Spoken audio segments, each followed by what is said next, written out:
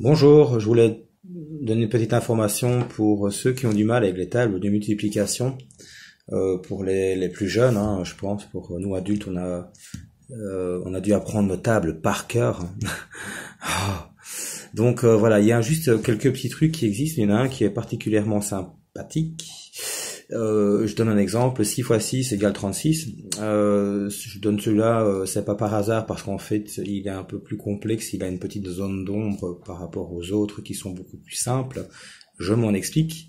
6 fois 6, en fait, on va utiliser les deux mains. On utilise les deux mains pour pouvoir faire la multiplication, qui sont finalement de 5 à 10.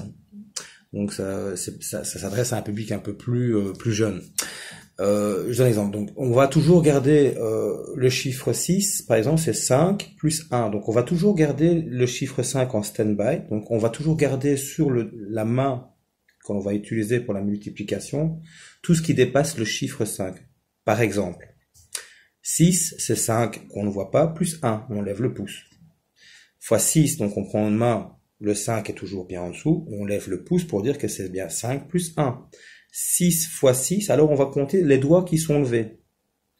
Ça fait 1, 2. Les doigts qui sont levés sont des dizaines. Donc les doigts qui sont debout sont des dizaines. Donc une dizaine, deux dizaines.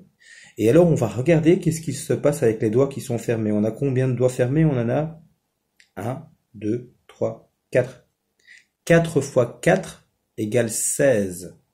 Dans 16, il y a aussi une dizaine. On ne garde que les unités. Donc, on reprend la dizaine et on la comptabilise sur ce qui existe. Donc, je m'en explique.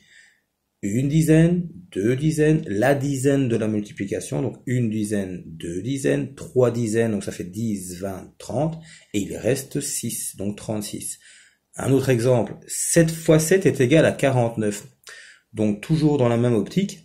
7 fois 7, donc le chiffre 7 c'est 5 plus 2, donc on va lever deux doigts. Fois 7, on prend l'autre main pour l'autre multiplicateur, donc 1, 2, puisque c'est bien 5 plus 2. On va compter combien de doigts sont levés. 1, 2, 3, 4, ça fait 4 dizaines, donc 40, et il reste 3 doigts qui sont refermés. Ces 3 doigts, on les multiplie. 3 fois 3 égale 9. Plus les 4 dizaines, c'est bien égal à 49. Donc, 7 fois 7, 1, 2, puisque c'est 5 plus 2. 7, 5 plus 2.